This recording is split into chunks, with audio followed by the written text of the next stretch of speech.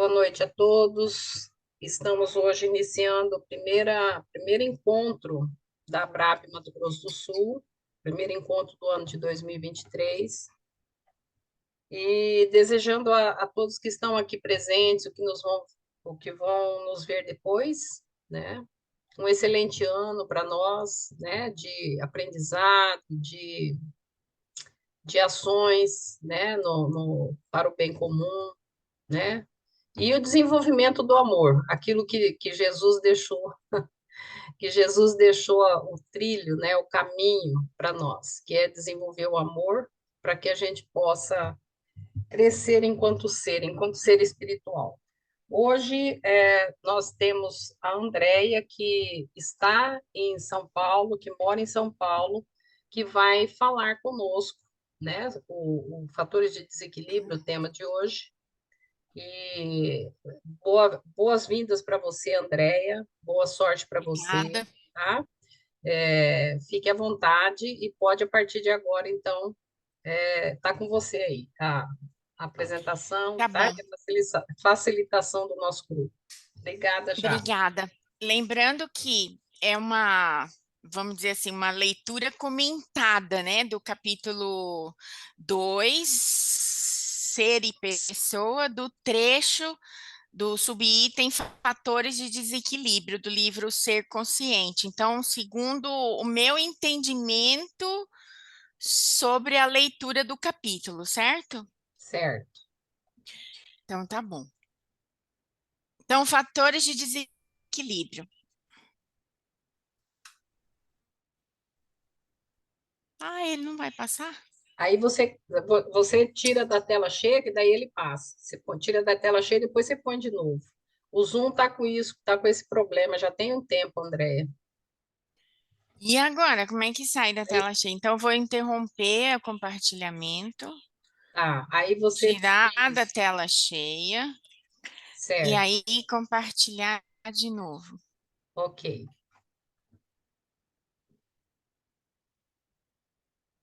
Eu não sei qual é a questão aí Ah, tá do. bom. Tá, agora eu acho que Estão agora dá. vendo, então? Estamos. Tá bom. Bom, a Joana começa o capítulo dizendo que um dos fatores do desequilíbrio do ser humano, ela está ancorada na saúde humana. E que a saúde humana, ela compõe de três fatores: o equilíbrio mental, a harmonia orgânica e o ajustamento socioeconômico. Então, quer dizer, né, mente, corpo e o ambiente que você vive integrados. Então, ela diz que quando existe um desses elementos deixa de existir, pode considerar que a saúde cede lugar à perturbação e que afeta, então, toda a área do conjunto psicofísico da criatura. Então, é como se fosse assim. Aqui eu peguei mais ou menos a figura dos chakras para dizer que nós somos constituídos de energia. E eu tenho meu corpo físico inserido nesse contexto. Então, quando por qualquer questão de saúde mental ou por qualquer questão de saúde física ou de contexto socioemocional se desequilibra, ele interfere nessas camadas de energia que envolve o espírito em todos os departamentos material, no sistema nervoso central, e qualquer perturbação, qualquer distonia que perturbe esse campo energético, abre brechas para que as doenças se instalem. E aí vem a manifestação do distúrbio, que leva aos desconcertos patológicos que nós conhecemos por doenças ou enfermidades. Então, não dá para separar, não é só o corpo que adoece, ele nasce também de um desequilíbrio energético. Então, na prática, como que isso acontece? Ela coloca assim: por isso que é possível que uma criatura em processo degenerativo possa aparentar saúde em face da ausência momentânea dos sintomas que lhe permite o registro e a percepção do insucesso. O que ela quer dizer com isso? Que a doença começou, o processo de degeneração começou há muitos anos atrás dos exames captarem. Então, aqui eu coloquei um exemplo da vida prática que a gente trabalha na neuropsicologia quando a gente vai diagnosticar a doença de Alzheimer, por exemplo. Hoje, os estudos já comprovam que cerca de 70% dos pacientes que têm transtorno de humor passam a ser paciente de risco para desenvolver algum tipo de demência, sobretudo o Alzheimer. Então, eu tenho ansiedade, eu tenho uma depressão em nível grave, eu posso ter um transtorno afetivo bipolar e por aí vai. Enquanto eu sou jovem, eu vou apresentando alguns déficits cognitivos ligados à alteração de humor, como falhas atencionais, falhas de memória recente, uma velocidade do raciocínio mais lentificada. Vou apresentando isso ao longo da vida e vou desenvolvendo as estratégias para eu poder lidar com essas pequenos déficits. Mas só que o processo de degeneração do sistema nervoso central, do cérebro, ele já começou. Então, olhando essa figura aqui, olha, vocês vejam que esse lado aqui é um cérebro saudável. E esse lado aqui é um cérebro com Alzheimer, como se fosse uma ressonância magnética num corte do cérebro feito aqui assim na horizontal, como se fosse uma fatia do cérebro. Então, vocês vejam que aqui tem um pedacinho que passa líquor, do mesmo jeito que passa aqui perto do ventrículo. Então, o que acontece aqui, olha, vocês observam que esse ventrículo ele está apertadinho e aqui ele está alargado, tá vendo que tem esse pedacinho branco? Então, quando você é jovem e você tem esse transtorno de humor, o seu cérebro é assim, mas ele vai se degenerando dia após dia, dia após dia, dia após dia, até que a ressonância magnética e todos os outros exames pegam e determinam que você está com Alzheimer, por exemplo, né? Então, por quê? Porque esses indivíduos aqui, eles produzem altos níveis de cortisol no sangue, que é o hormônio do estresse. E é como se fosse esse hormônio do estresse, fica aqui como se fosse uma goteira em cima do hipocampo, mas não é uma goteira, é só para a gente formar uma imagem mental para ficar fácil de entender. Então fica assim, aquela goteira aqui em cima, aquela goteira aqui em cima, aquela goteira aqui em cima. Então, água mole em pedra dura, né? Tanto bate até que fura. Aí começa o processo degenerativo.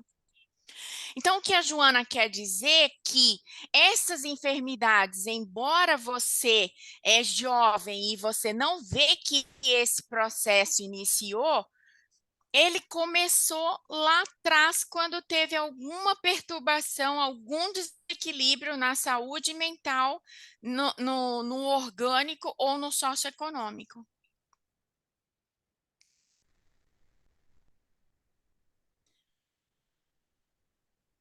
Fez sentido?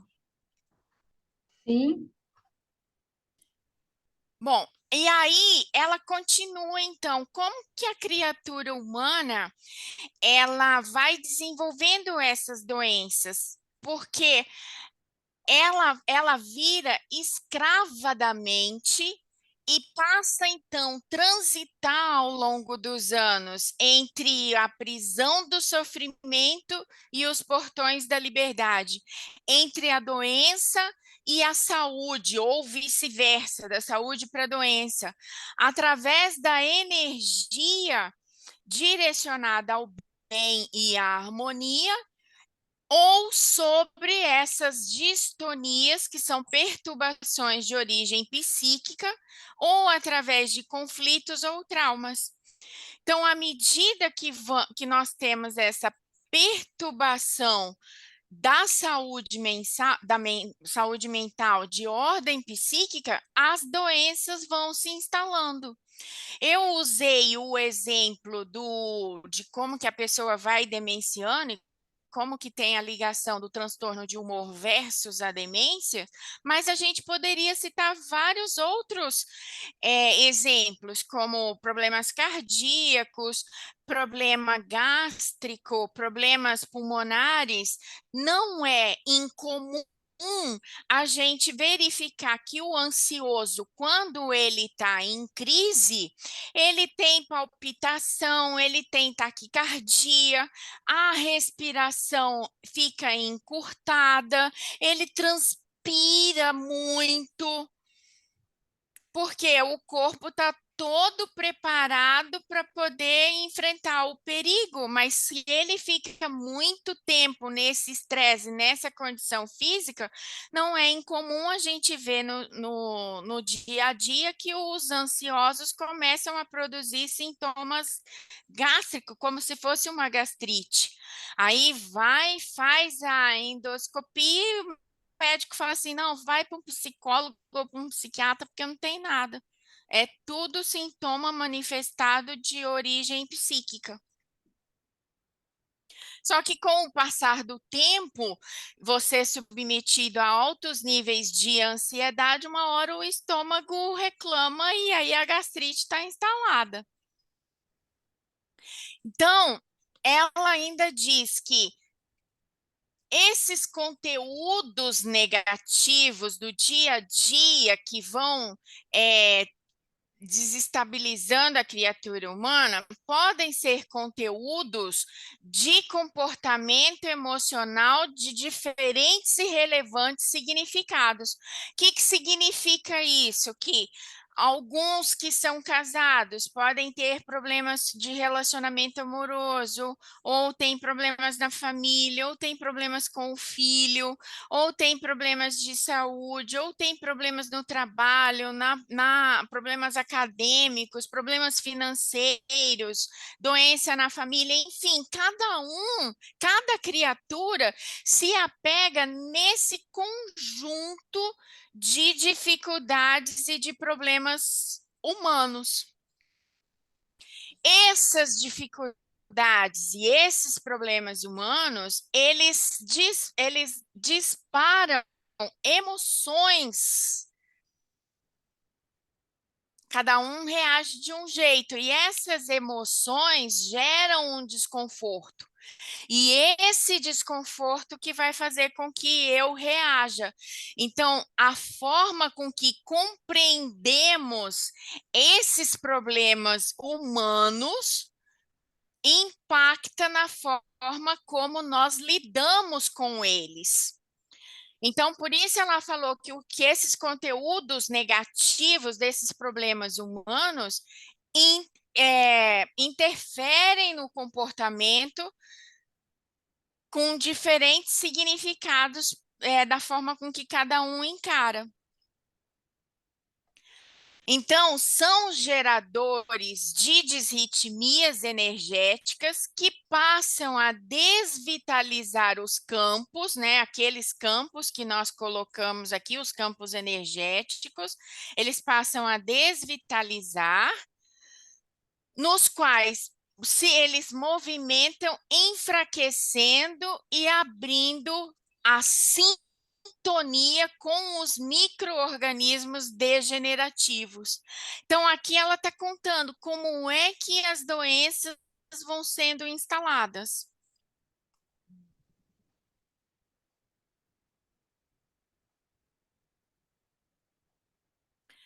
Então, entre os muitos fatores dessa destruição do equilíbrio, ela destaca o amor, a angústia, o rancor e o ódio como sendo os gigantes com altos poderes destrutivos da vida psicológica.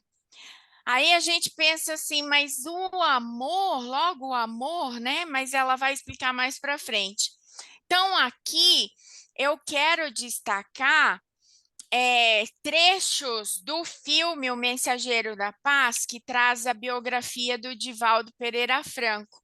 Naquela cena em que ele vai tentar cometer o suicídio, que ele está completamente perturbado pelo obsessor, no momento que ele para, aparece a irmã falando: jamais tente o suicídio, isso é uma coisa ruim de impacto forte na espiritualidade.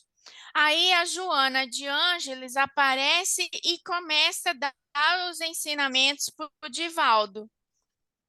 E aí ela começa o trecho falando que a situação que ele tinha vivido anteriormente numa palestra que ele não estudou e ele foi só preparado para que o mentor assumisse a palestra, ela falou assim: aquela situação te abateu moralmente. E aí a tristeza veio, tomou conta de você, e no momento que essa tristeza tomou conta, ela abriu espaço para que o obsessor viesse te assediar. Aí ele coloca assim: mas os mensageiros de luz não poderiam fazer nada para impedir? Jamais poderia. Aí ela coloca para o Divaldo: os espíritos de luz jamais poderiam interferir no seu livre-arbítrio. A sua escolha será sempre sua e sempre mandatória, né? Tem um livre-arbítrio. E aí o Divaldo pergunta para Joana: mas se um espírito amigo não pode evitar o meu suicídio, como o outro, o obsessor, tem poder de me induzir a tal movimento? Aí ela coloca assim: nenhum espírito te induziu a nada. A tua mente entrou na sombra e criou condições emocional para que ele se sentisse em casa. E aí ela destaca: as tuas emoções sem controle é que deram poder a ele. Então você vê que o nosso desequilíbrio emocional, ele não só abre portas para as doenças e as enfermidades, como ele abre portas para outras interferências também.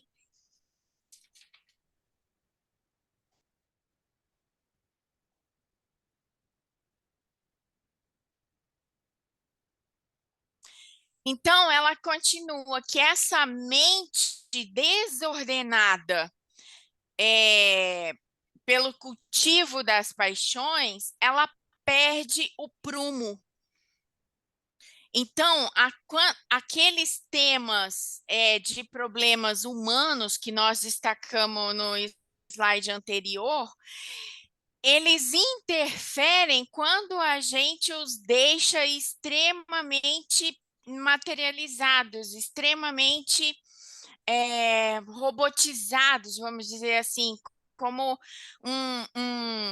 um problema sem solução à luz da materialidade, à luz das paixões dissolventes. Então aí quando a criatura ela está completamente sem rumo, ela passa a fixações neuróticas, somatizadoras e infelizes.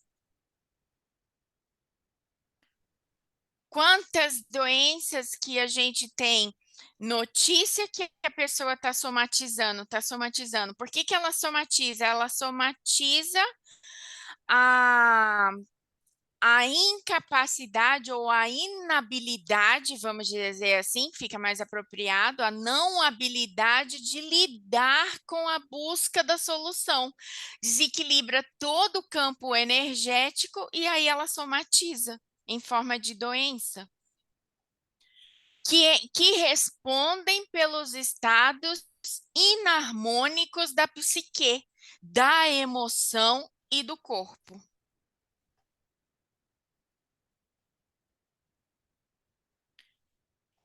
Então, aqueles conteúdos dos problemas humanos, eles sempre são expressados em comportamento. A gente vê a ação do pensamento negativo materializado na forma como eu reajo, na forma como eu me comporto. Então, aí vem aqui uma coisa que a terapia cognitivo-comportamental diz, que esses pensamentos negativos, eles são sempre automáticos. Eu não tenho controle sobre eles. E eles vêm sempre associados a uma emoção. Nunca vem um pensamento automático negativo do nada. Ele sempre vem de parzinho, de mãozinha dada com a emoção. Mas a criatura demonstra aquela emoção e aquele pensamento no comportamento. E aí, ela corrobora aqui dizendo que essas mesmas criaturas, algumas de nós, ficam desidentificadas com as manifestações deletérias do meio social.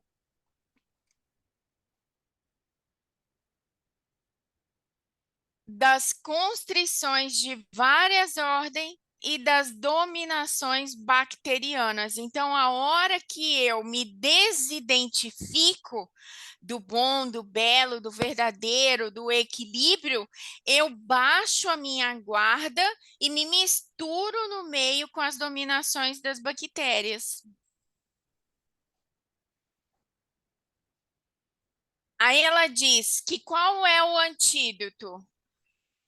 A autoanálise trabalhada pela insistência de preservação dos ideais superiores da vida é o recurso preventivo para a manutenção do bem-estar e da saúde e nas suas mais variadas expressões.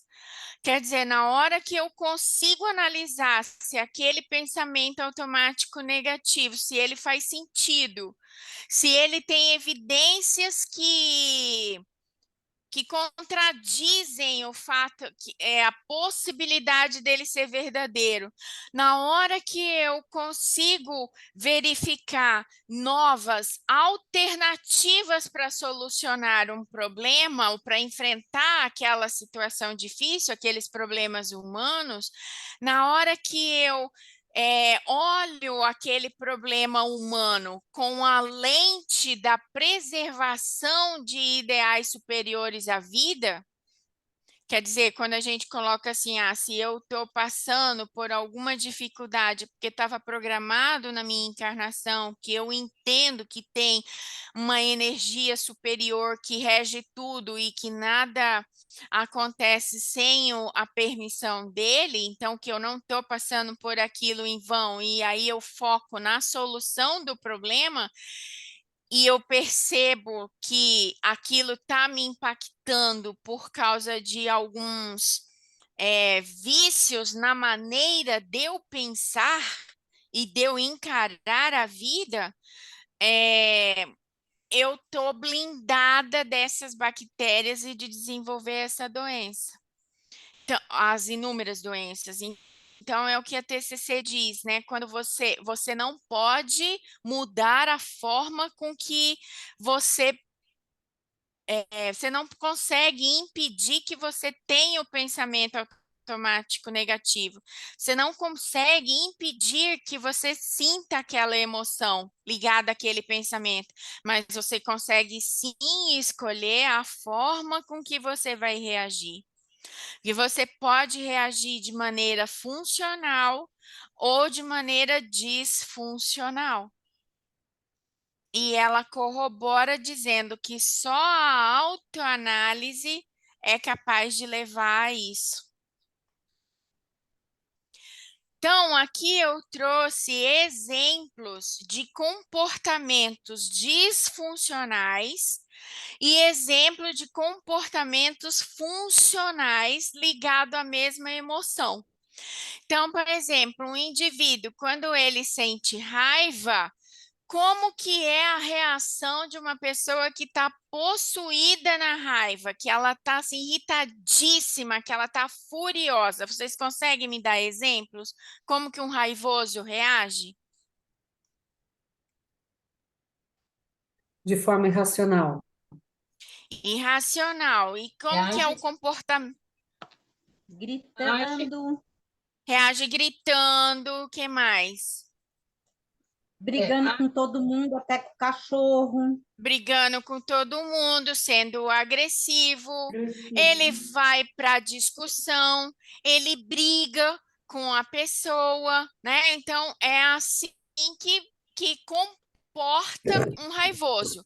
A pessoa, quando está com medo ou ansioso, como é que ela reage? Se retrai. Se retrai ou que mais? Soa Pensa, frio, Treme. foge. soa, Impaciente. fica impaciente, soa frio, treme, ou seja, ele começa a ficar preocupado, fica inquieto, né? Ele mas a pode, tendência mas pode agir na agressão também, por defesa. pode agir na agressão também por defesa, mas aí é como se o medo fosse acionado aqui, e aí ele vai lá na raiva e agride. Entende? Aí você já juntou duas emoções na mesma situação. Você se sente pressionado, se sente ansioso, com medo que você não vai dar conta daquela situação, e aí na pressão você pode usar o comportamento compensatório de agredir as pessoas. Me deixe em paz, porque eu vou surtar a qualquer momento. Sim, pode vir na agressão. E a pessoa, quando está triste, como que ela reage? Ela fica embotada. Ela fica introspectiva, ela se isola, ela Apatia. se vitimiza, fica na apatia, ela chora, se vitimiza.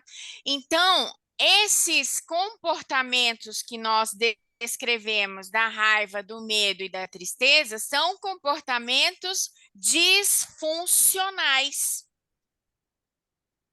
E esses comportamentos disfuncionais é que a Joana está falando que leva às doenças e leva ao desequilíbrio emocional.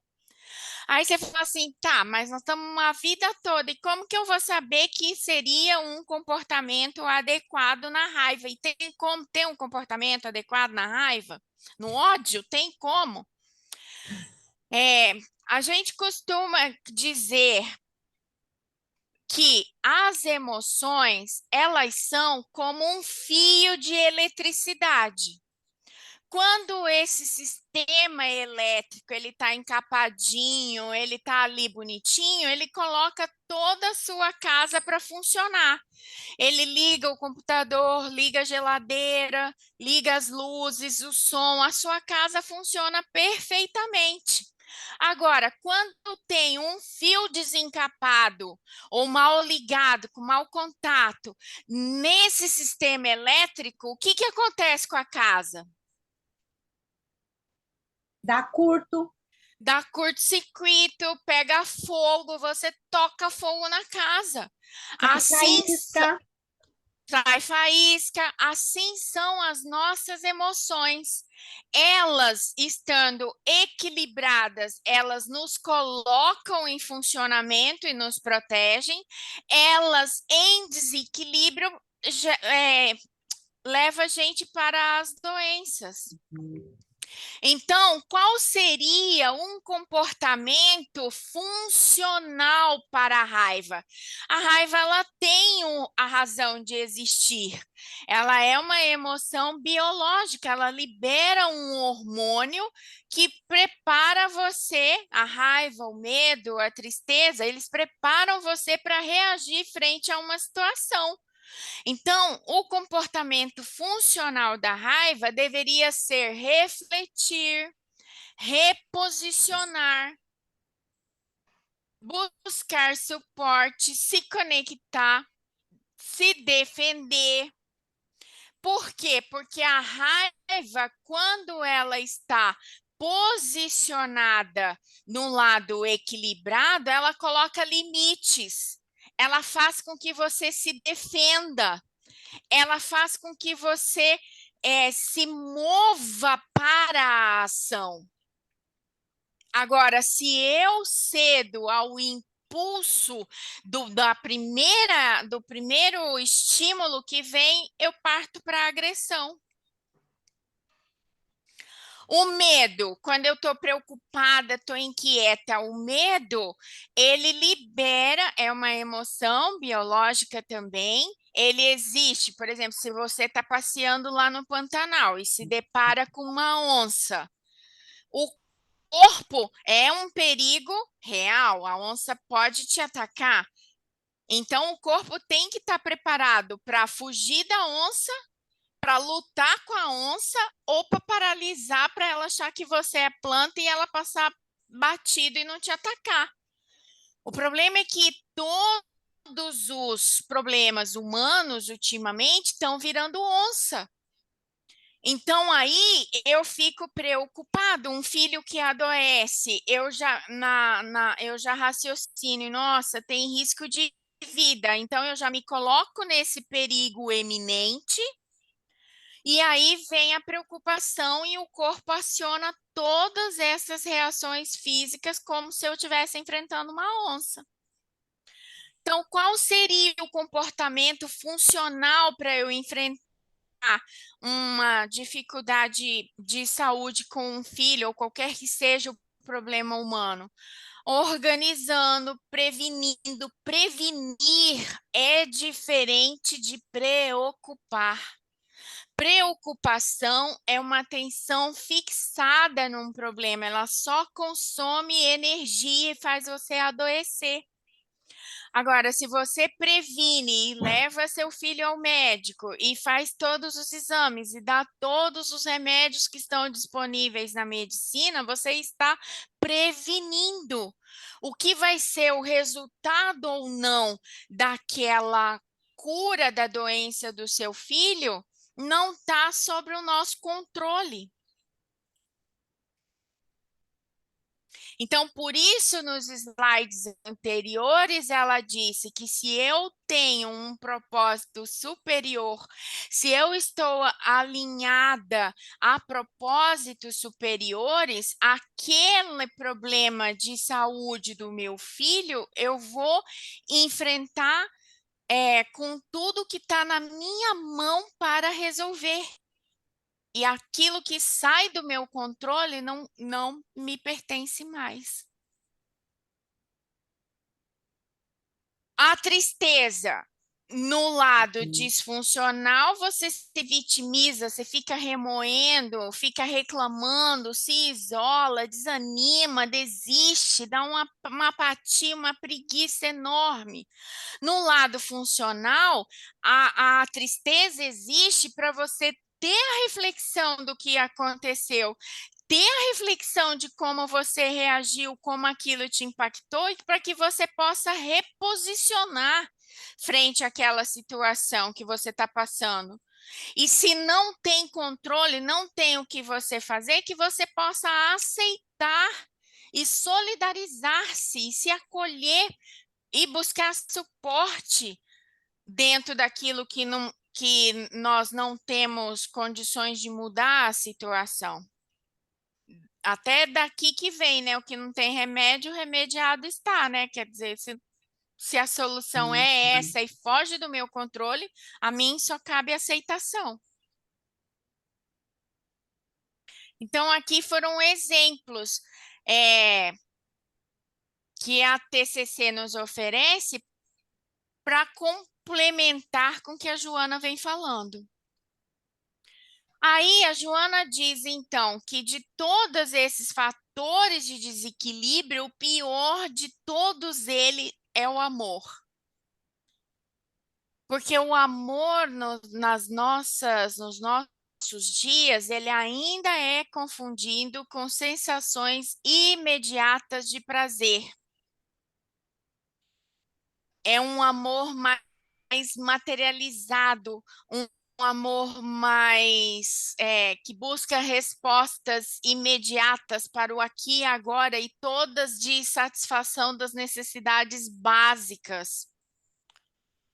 Então, ela diz que quando ele se posiciona aí, ele é simulador,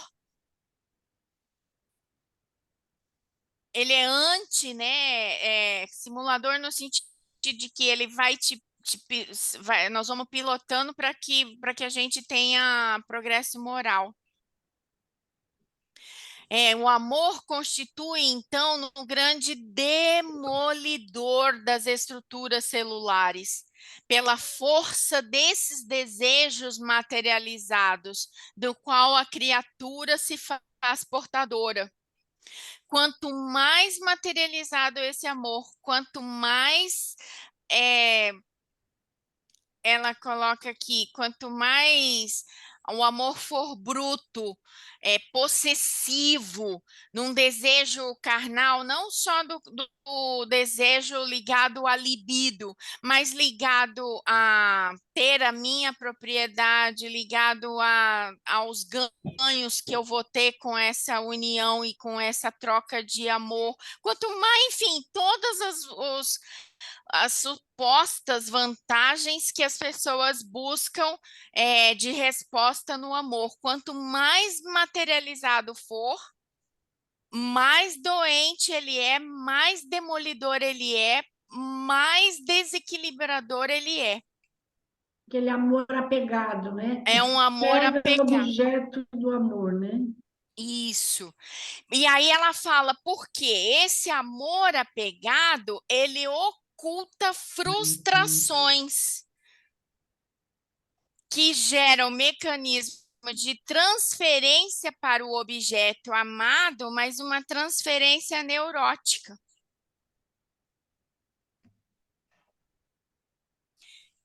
E aí ela diz que essa personalidade que está fazendo essa transferência neurótica, ela fica atormentada e ela se apega no amor desejo, no amor sexo, no amor posse, no amor ambição, seja lá qual for o benefício que você tenha no amor financeiro, no amor de proteção, no amor de satisfação, no amor de amparo, seja qual for o benefício que você possa ter daquele amor. Esse amor, então, apegado, atormentado, ele deixa-se consumir pelos vapores da perturbação e que a insistência mental e insensata do gozo material desenvolve em forma de incêndio voraz. É aquele amor do tipo, eu quero porque eu quero.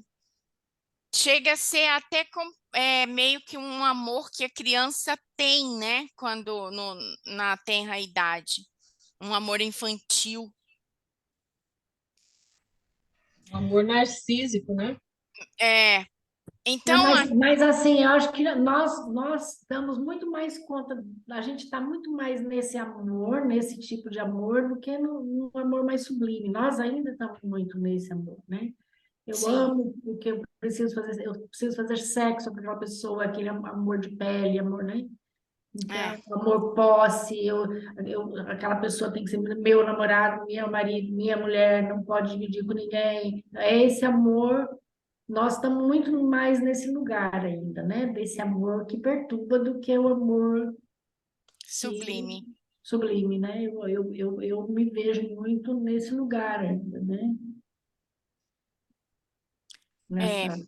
nós e você e quase 8 bilhões de habitantes da Terra, né? Um ou outro consegue abstrair. Então, aqui eu coloquei uma historinha que, assim, nós, quando somos crianças, né? A gente vive ali no contexto familiar, no contexto da escola, no contexto das amizades, do social e do lazer, e a gente vai tendo aquela experiência. Então, vamos supor que essa criança que nasceu e ela não pôde, por qualquer que seja o motivo, se vivenciar e se beneficiar de questões afetivas com as pessoas que estavam próximas dela. É um exemplo hipotético, só estou construindo aqui um exemplo para poder materializar o que a Joana está falando. Então, ela não teve alguém que pudesse dar amor, carinho, ou às vezes ela tem, mas ela interpretou aquela situação de maneira distorcida, que também pode ocorrer. E aí eu coloquei alguns exemplos, mas poderiam ser inúmeros outros, né? Pais que foram ausentes, pais que trabalharam muito, pais que foram viciados, ou pais que eram presentes, mas que achavam que a sua forma de carinho era materializado numa educação rígida, ou pais que, enfim, os mil modelos que a gente vê aí nas histórias de todos nós. Essa menina, ela vai crescer, então ela teve aquele formato na infância. Ela vai crescer e ela vai começar a namorar. Aí, ela atrai um namorado que é viciado em trabalho. Porque eu estou pegando um exemplo aqui de pais que foram ausentes por excesso de trabalho, por exemplo. Aí ela passa a cobrar desse namorado. Ah, se você me amasse de verdade, você não me trocaria pelo trabalho. Você trabalha de segunda a sexta, sábado, domingo, feriado, você trabalha 16 horas por dia, você não tem tempo para mim, então você não me ama de fato. E aí ela começa a projetar aquela cena na infância que foi distorcida para a vida adulta. E aí ela fala, aí ela pensa assim, do mesmo jeito que aquela criança se sentiu abandonada pela ausência dos pais, ela vira uma mulher de 30 anos, de 40 anos, e se sente abandonada por esse marido que trabalha muito. Então, ela fala assim, ele vai me abandonar a qualquer momento. Então, o que que ela passa a fazer? Passa a vigiar todos os passos do namorado com medo de ser abandonada. Então, é assim que esse amor vai se materializando. Quer dizer, ela veio para esse amor posse, para esse amor desejo. Ela queria tanto viver um amor dentro da fantasia do que ela idealizou que é amor dentro desse amor materializado, que ela fica atormentada e aí ela passa a ter comportamento disfuncional para poder dar sentido a um impulso que vem da psique. Esse foi um exemplo que eu dei que eu achei que ia ficar mais fácil, mas nós temos aí inúmeros exemplos da vida como ela é para poder justificar como que os nossos comportamentos se reproduzem dado a esses desejos que nos atormentam, as personalidades que a gente fica apegado. Então, o atormentado fixa a sua identidade na necessidade do que ele denomina amor. E ele projeta isso de maneira inconsciente sobre quem ele diz amar.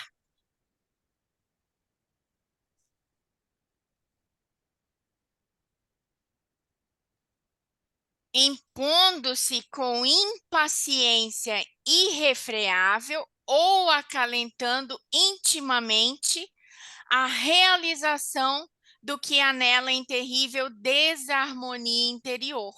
Então, naquele exemplo que eu dei, ela em nenhum momento parou para observar. Vamos supor que esse namorado vem de uma origem vulnerável também. Pode ser uma vulnerabilidade financeira, mas não de afeto. Teve muito afeto, mas lembra que a Joana falou que a vulnerabilidade podia ser de saúde mental, de ordem orgânica física ou socioeconômico. Então, vamos supor que esse namorado dela veio de um contexto de fragilidade, de vulnerabilidade socioeconômica. Ele vai morrer de trabalhar para poder satisfazer aquele atormento que ele tem do medo de passar necessidade. E ela interpreta que o problema dele ser viciado em trabalho é porque ele não a ama.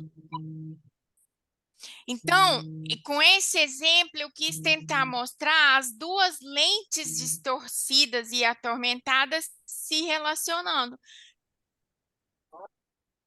Porque ela diz aqui que é uma situação projetada. Eu projeto no meu suposto objeto que eu digo amar toda aquela necessidade que está dentro de mim, segundo o meu entendimento do que é o amor.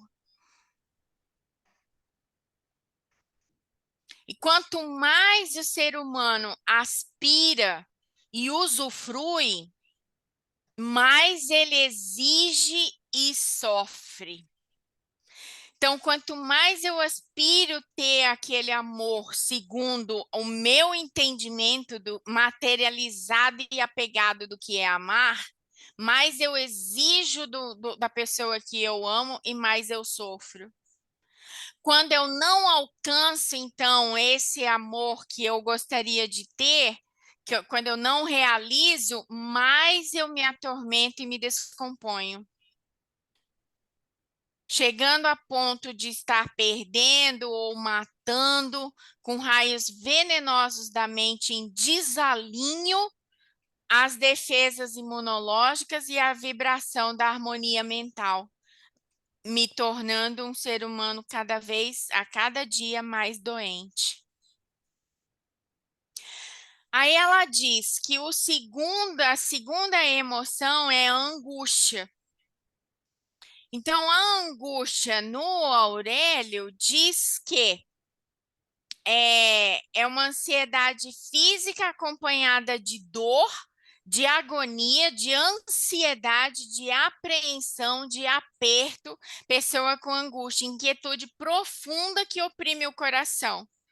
E a Joana vem na mesma linha, ela diz que todas essas reações de ansiedade e de medo profundo, de agonia que vem acompanhado de dor física, ela gera uma insegurança pessoal decorrente de vários fatores psicológicos, que gera instabilidade no comportamento, facultando altas cargas de ansiedade e medo.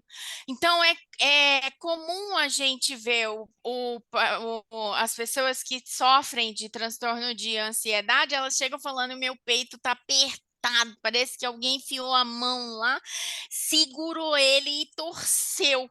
É a angústia, fruto de uma ansiedade e de um medo. E essa pessoa, geralmente, ela tem pensamentos ligados à sua incapacidade de alcançar de metas que ela se propôs, né? E ele transita entre essas emoções em desconcerto, em desequilíbrio, refugiando-se nos fenômenos da angústia com o efeito da impossibilidade de controlar os acontecimentos da vida. É bastante comum o ansioso ter como comportamento para não lidar com aquele desconforto, ele querer controlar as coisas. controlar a situação, controlar as pessoas, só que é uma visão distorcida da mente, porque a gente não controla nada, a gente controla a gente e olhe lá.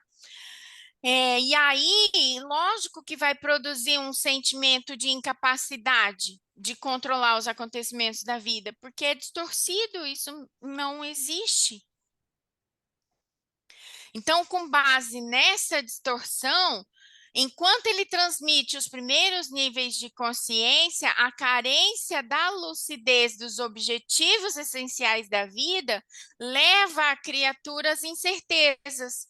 E as suas buscas serão a do prazer, a da aspiração egoísta, da promoção da personalidade, e ela vai se sentindo cada vez mais fracassado quando não alcança esses patamares. Só que a Joana diz que são patamares transitórios equivocados em relação à felicidade, porque a gente busca a solução dos problemas humanos, soluções humanas ainda apegadas. Aí ela diz, por que que nós fazemos isso? Porque nós estamos aprisionados nas ambições do ego. Então, nós confundimos o que é plenitude com o que é ambição de ego. Nós achamos que o fato da gente ter um conforto, ter um abrigo, ter um amparo, ter um dinheiro, ter, é mais relevante e de maior importância do que ser. E aí vamos cedendo o nosso cérebro a condicionamentos e pressões perturbadoras. Então, ainda sobre angústia, ela coloca que aí vem essa angústia como um efeito colateral da frustração, porque eu tentei ter de todas as formas e não consegui. E aí essa frustração, ela vai sendo como gotas de veneno que vai intoxicando lentamente, vai nos envenenando de tristeza injustificável, que termina algumas vezes através da fuga. Então, aí a pessoa vem naquela desesperança e com a desesperança vem o suicídio, muitas vezes. Então, ela coloca fuga espetacular através da morte ou simplesmente ocorrida por efeito do desejo de desaparecer para acabar com o sofrimento. Ou eu morro de morte natural causada pelos inúmeros desequilíbrios dessa energia vital e as doenças que eu adquiri, ou acaba chegando ao suicídio propriamente dito. Deixa eu fazer uma parte aí nessa questão da angústia, né? Eu atendo adolescentes tal, e é bem recorrente essa questão de se cortar, pensamentos de suicídio tal, e vem realmente dessas angústias. O que que a gente observa? Existe uma cobrança exagerada, né? O indivíduo ele cria metas muito exageradas para ele mesmo, irreais, que ou vem da família ou da sociedade, mas ele acaba se cobrando muito mais do que ele é capaz de suportar, do que ele é capaz de entregar, né? Uhum. Então, aí isso gera uma angústia muito grande e que leva ele a esse desejo de morrer por não conseguir atingir as suas metas mesmo, né? Sim. Aí você vai fazendo um trabalho com ele, não precisa ter essa meta tão alta, né? Você pode ter uma meta um pouco menor, você ainda é jovem, você ainda é adolescente, você ainda não é um adulto, né? Então, não precisa ter esse nível de exigência consigo mesmo. E aí, com isso, você vai reduzindo a angústia e aí reduz essa necessidade de autodestruição que a gente observa nos adolescentes. Então, ela toca nesse assunto e a gente, na prática, vê bastante. Vê. Esse esse, caminho, né, que o é, João faz. É uma exigência exagerada de si mesmo, né? uhum. Quando eu ainda não estou pronto para atender aquilo, não sei direito como atender essas situações todas, né, da E, sociedade, da família, né? e em algumas situações nós não vamos conseguir atender nunca, né? Como, por exemplo, a régua de um perfeccionista.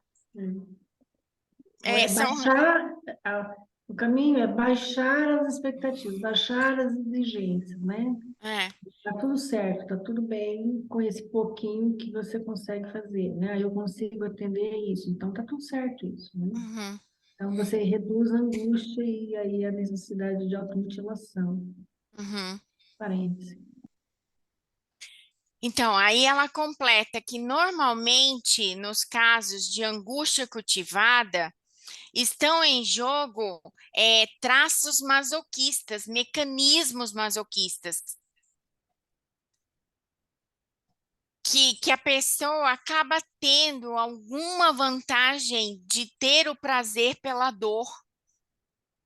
E aí ela coloca aqui que às vezes eles invertem a ordem psicológica dos fenômenos, aonde estar nesse estado perturbador é que passa a ser característica da normalidade. A pessoa vive tanto tempo nessa angústia que aquilo passa a ser normal. Viver pela dor, viver no caos, no desequilíbrio.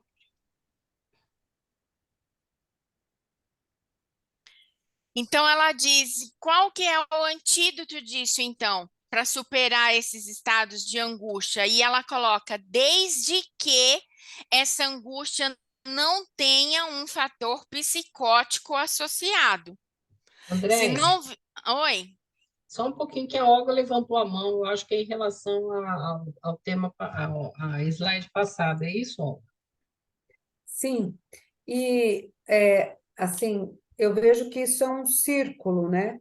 A Uhum, pessoa, ela precisa desse estado perturbador uhum, justamente para confirmar o estado de sofrimento em que ela mesma se coloca.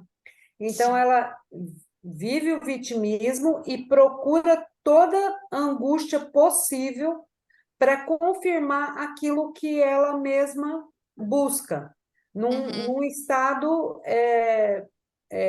mesmo De de uma resistência a desconfirmar aquilo, né?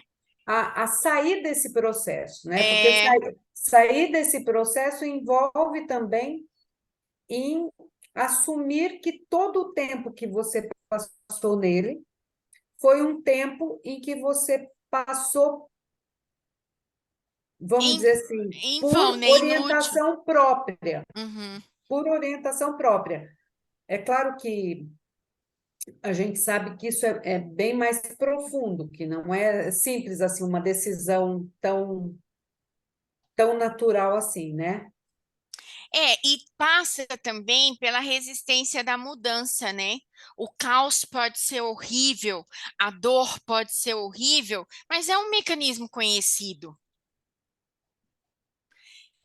E vai exigir esforço, disciplina para poder ter comportamentos diferentes, né?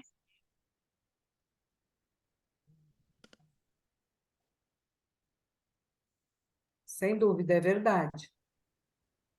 Obrigada. Então aí a Joana diz: qual é o antídoto? Os recursos para a superação dos estados de angústia, retornando, desde que a angústia não tenha um fator psicótico associado, é a conquista da autoconfiança. É o delineamento de valores reais, como a Maria colocou, né? Metas reais, metas tangíveis, situações mais palpáveis. Vem através do esforço de adquirir tanto essa autoconfiança quanto os valores reais, ou recorrer ao auxílio de um profissional competente,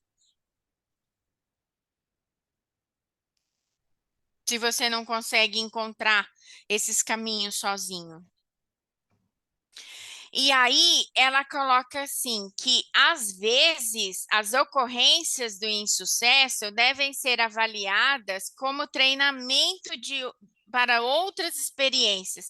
Aqui eu coloquei um gráfico que nós utilizamos no progresso de terapia, quando a gente fala para o paciente de que as recaídas são naturais, são comum ao processo, né? Que às vezes eu venho, aí eu dou uma recaída, mas aí eu subo no mesmo nível, subo 2 degraus a mais, aí eu dou uma caidinha, nunca volto para aquele estágio inicial, embora tenha uma recaída, e vou fazendo o meu processo evolutivo, meu processo de desenvolvimento. Ela diz a mesma coisa, que essas recaídas aqui, elas nada mais são do que um processo de aprendizado que não está fluido ainda, que não está consolidado. É como se eu estivesse aprendendo a fluidez, a proficiência nessa nova língua, nesse novo idioma chamado comportamento funcional, um comportamento equilibrado. E ela diz que essas recaídas, então, servem de experiência para o próximo passo, um recurso desafio para o crescimento intelectual, de aprendizado, de novos métodos de realizações humanas. E que ela diz que, então, através do exercício de autocontrole, das reflexões otimistas e ações enobrecedoras, vão ter o mesmo efeito de terapia libertadora da angústia, sendo que a angústia nós devemos bani-la tanto dos sentimentos quanto do pensamento, fazer dela um exercício para bani-la todos os dias, todas as horas, todos os minutos. E aí, por último, ela coloca a emoção, o rancor. O rancor, segundo Aurélio, é mágoa profunda, ocasionada por uma ofensa recebida ou instigada por situações anteriormente vividas. É um grande ressentimento, excesso de ódio guardado, ódio não demonstrado, raiva e ira. Ela diz que, então, o rancor é um fenômeno natural decorrente da insegurança emocional. E esse rancor, ele produz ácidos destruidores de alta potencialidade que consomem a energia vital, abrem espaços intercelulares para a distonia e para a instalação das doenças. Aqui a Joana coloca o rancor como sendo predecessor ao ódio. É o que antecede ao ódio. E ela coloca que o ódio é o ponto final, assim, máximo da emoção desequilibrada. Então, ela diz que primeiro você cultiva essa mágoa profunda. Primeiro você vai cultivando essa ofensa recebida. Aí você desenvolve a raiva e aí você desenvolve o ódio. Eu achei esse ponto interessante porque para a gente na TCC o ódio é filhotinho da raiva. Então, assim, ele está no mesmo espectro da raiva. O ódio, o rancor, a raiva estão ali no mesmo espectro, assim como o medo, a ansiedade, o pânico, a angústia está também no mesmo espectro. E ela diz que não, que o rancor precede a tudo isso, porque ele é um entulho psíquico. Ele acarreta em danos emocionais variados que levam às psicoses profundas e episódios esquizofrênicos de difícil reparação. Então, ela diz: a criatura humana tem a destinação da plenitude. Nós nascemos para viver a plenitude, não para viver essa doença toda. O seu passo existencial deve ser caracterizado pela confiança e tratar esses acontecimentos desagradáveis como acidentes de percurso, que não interrompem o plano e a viagem em busca dessa meta da plenitude. São pedras no caminho que a gente tropeça e continua a nadar, continue a nadar, rumo a essa meta da plenitude. Por isso, os acontecimentos impõem, quando negativos, a necessidade de uma catarse liberadora, a fim de não se transformar em resíduos de mágoa, em rancor contínuo, que assumem mais danoso contingente à ocorrência destrutiva. Nesse ponto, é a gente ter a flexibilidade cognitiva, é ter a flexibilidade mental, né? Não assumir aquele acidente de percurso, aquele acontecimento desagradável, como sendo fato e verdadeiro e líquido e certo, como se eu estivesse sendo condenada sem direito a pagar fiança ou sem direito a uma defesa e pronto. Então, ela fala que a psicoterapia do perdão com os mecanismos da renúncia dinâmica consegue eliminar as sequelas do insucesso, retirando o rancor às paisagens mentais, emocionais da criatura, sem o que se desarticulam os processos de harmonia e equilíbrio psíquico, emocional e físico. Então, o perdão tem esse poder de desmontar o rancor. Aí ela fala sobre o ódio.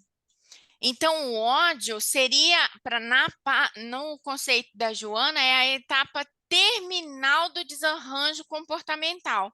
O ódio é tóxico para a saúde física e mental.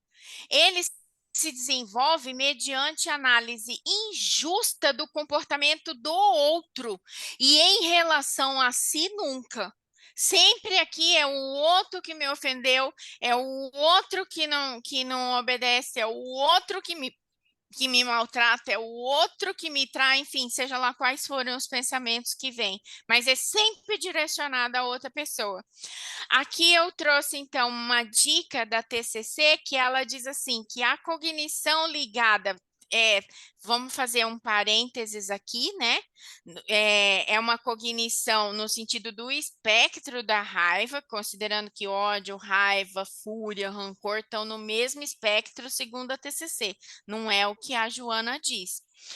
Então, partindo desse ponto de vista, a pessoa, quando sente raiva, ela sempre tem uma regra interna que está sendo quebrada.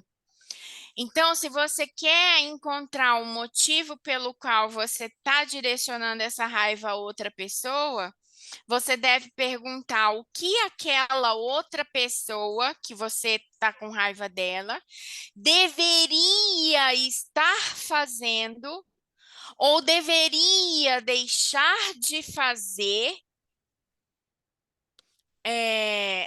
Aí você vai achar a resposta à regra interna que foi quebrada.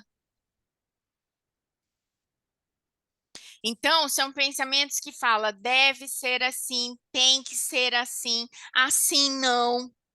E aqui e aí repetindo aqui, né? O comportamento disfuncional, você passa a agredir, passa a ofender, guarda rancor, passa a se vingar, age com arrogância, ironiza, cobra. Esse é o comportamento imediato do ódio e da raiva, por consequência. Então, ela diz que aí essa pessoa que ficou raivosa porque a outra pessoa deveria estar agindo ou não deveria estar agindo conforme as suas regras internas, o que você acredita que era o correto, ela passa a se fazer de vítima, porque passou a um conceito equivocado sobre a realidade. e deixa-se se consumir pelo complexo de inferioridade aprendido na infância castrada e reage inconscientemente à sua falta de afetividade, à sua insegurança, ao seu medo da perda, à sua frustração do desejo. Se manifesta em ondas mentais de ódio até o momento da agressividade física, da violência em qualquer forma de manifestação. O ódio é o estágio primitivo da evolução, mantido no psiquismo e no emocional da criatura, que necessita ser transformado em amor, mas aqui o amor sublime, mediante terapias saudáveis de bondade, de exercícios fraternais e da disciplina da vontade. Quem é muito raivoso é porque ele gostaria que as coisas fossem feitas conforme a sua regra interna. E geralmente ele direciona toda essa raiva para as pessoas que estão mais próximas dele. E aqui também o antídoto é o perdão.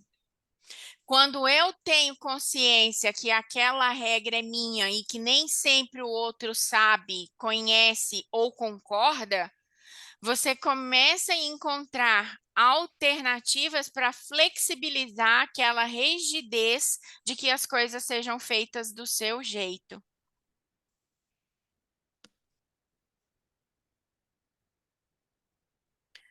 Então, esses agentes poluidores e responsáveis por distúrbios emocionais de grande porte são geradores das perturbações do aparelho respiratório, do aparelho digestivo e do aparelho circulatório. Então, vocês lembram que eu dei o exemplo que não é incomum o ansioso reclamar de dores no estômago.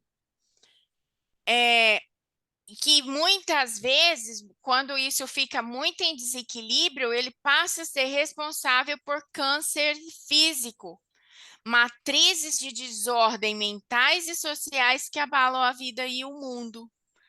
A saúde da criatura humana procede do ser eterno e vem das experiências das vidas anteriores, conforme ocorre com as enfermidades kármicas, porém, no entanto, dependendo da consciência e do comportamento, da personalidade e da identificação do ser, o que lhe agrada com aquilo a que se apega na atualidade. Quer dizer, embora eu venha com uma enfermidade kármica, eu posso sim ter aquela enfermidade num nível mais leve, no nível do primeiro estágio, ou num nível gravíssimo, de acordo com que eu me apego e no que me agrada na atualidade.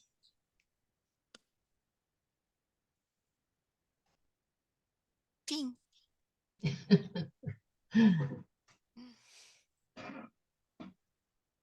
É isso, gente, que eu tinha para falar.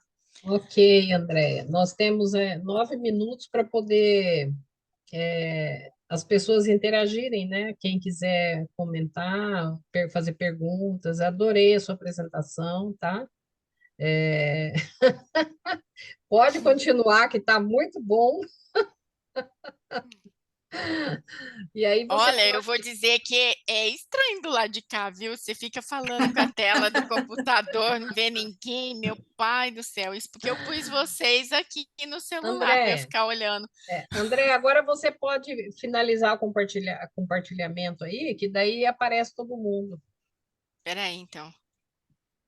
Ah, sim. Isso. Ótimo. Ok, nós temos poucos minutinhos, mas quem gostaria de perguntar, de comentar alguma coisa, está na hora. Andréia, eu gostei bastante daquele quadro que você complementou da TCC sobre funcionalidade e disfuncionalidade, né, nas ações. E ali tem emoções e sentimentos, né, dentro daquele quadro. Eu achei interessante porque, assim, A questão do que é disfuncional, o que é funcional, ele é muito assim da roda evolutiva nossa, né? Do ser humano, em todas as suas potencialidades de equilíbrio e desequilíbrio. Mas, bom, eu costumo dizer assim que as virtudes elas têm seu aspecto negativo e positivo, independente do que seja, né? Mesmo aquelas que são consideradas assim, nossa, como que você falou, né? O amor, né? Como que o amor não vai ser pode ser danoso, né? Por quê? Porque as virtudes elas podem se polarizar, assim como as emoções negativas, né? Então, assim, Assim, só pra- um pra- parênteses, ô Rê. A alegria, que é uma emoção que todo mundo gosta de sentir, Aham, ela também tem o polo sim, disfuncional dela, sim, que é sim, quando existe a leva alegria patológica. isso, quando leva para uma euforia, quando ela Uhum, leva para um impulso, quando ela uhum, leva para permissividade. Então, a alegria, aham, ela também tem. É por isso que eu gosto dessa metáfora, né? Aquilo que me sim. fortalece, me Hum, enfraquece em desequilíbrio. aham, sim, são várias, assim, o otimismo, nossa, como que o otimismo pode ser ruim? Pode ser também, o otimismo ele pode Pode. também ser patológico quando ele se torna uma fantasia, né, Uhum, escondendo uma realidade, né? Aí fala assim, eu sou otimista, mas qual o nível desse otimismo, né? Um otimismo patológico ele desmascara a realidade, né? uhum. Então entra no nível de fantasia, né? Então, por exemplo, aquele quadrinho que você mostrou, né, que eu achei muito interessante, é, por exemplo, né, a questão da raiva, né? A raiva, ela precede um sentimento de indignação que pode gerar algo extremamente funcional, né? Uhum, Que é, por exemplo, uma ação, uma ação de justiça, uhum. né? É, é, Então, foi como eu comentei, a raiva num momento funcional, ela sendo utilizada para o que ela nasceu na natureza dela, ela põe limites, ela se defende, ela faz você se defender, ela faz você se proteger, que é o que você está falando, ela faz você defender o lutar outro. contra Uhum, injustiças, né? Mas você posiciona ela de maneira assertiva, ela faz você uhum, agir. Em desequilíbrio, é que eu não gosto de falar equilíbrio e desequilíbrio, por isso que eu prefiro falar em funcionamento ou uhum, disfuncional. Ela no uhum, disfuncional, você arranca o pescoço do outro, você é agressivo, uhum, você vira onça, você mata o outro. uhum, uhum, uhum. Então, assim, por isso que eu acho muito interessante essa questão quando Joana fala da autoanálise, né? E ela sempre está privilegiando essa capacidade humana de buscar, né, a autoanálise e o autoconhecimento, porque o negar essas emoções que socialmente se coloca como negativas, você nega o positivo delas. E aí você percebe, até por aqueles quadros que você colocou, como elas se interpenetram o tempo todo, Uhum, né? Então, assim, qualquer movimento de negação, seja no polo positivo ou negativo, daquilo que a gente aprende socialmente, né? Como positivo e negativo, não dá uma fluidez uhum. sabe, para essa mandala, né? De emoções, sentimentos e expressões através da ação. Isso. É só uma contribuição.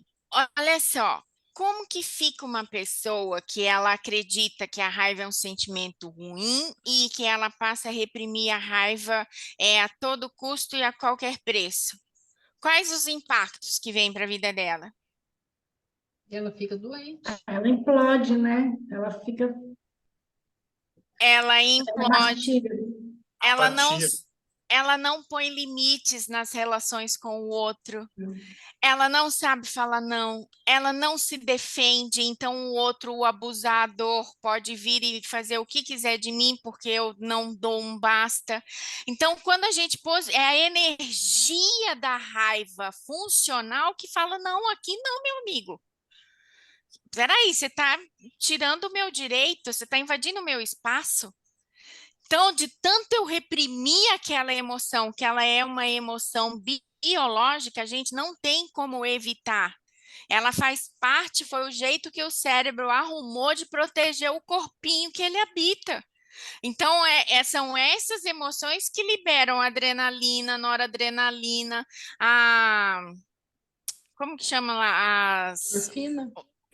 A morfina, os hormônios do prazer, como que fugiu agora? Dopamina, Dopamina e as outras, né? endorfina. Endorfina, as coleguinhas dela. São essas emoções que fazem com que esse mecanismo do corpinho funcione. Então, como que você quer tirar da tomada e falar simplesmente eu não vou mais ter raiva no meu corpo? Não tem como. Então, você tem que aprender. Seria melhor que você aprendesse a posicionar a raiva na natureza que ela nasceu para existir, que é sendo funcional. Ótimo. Mais alguma? A gente está em cima da hora aí, gente. Mais algum comentário rápido?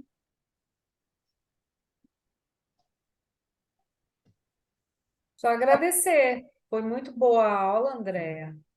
Foi mesmo. Muito boa mesmo. Excelente, Andréia. Você Olha, trouxe eu várias que nuances interessantes aí com essas contribuições E além do livro. Eu que agradeço a oportunidade. Quero dizer que foi bastante desafiador, né? Eu estava assim, eu me perturbei a Edna a cada minuto. Por um momento, eu cheguei a achar que eu estava fazendo o livro errado, mas, mas É, tá bom. André. Pode seguir nessa muito linha bom. mesmo, viu? Foi ótimo. E nós que somos de uma outra abordagem teórica, né? É muito legal você trazer a TCC, né, para nós e para todos. É outra visão, porque toda a teoria da psicologia é psicologia, né? E tem contribuições de variadas formas. É muito legal, muito bom. Então, agora eu vou encerrar a gravação para a gente fazer a prece de encerramento de hoje, tá? Só um pouquinho. Agradecendo a todos, né?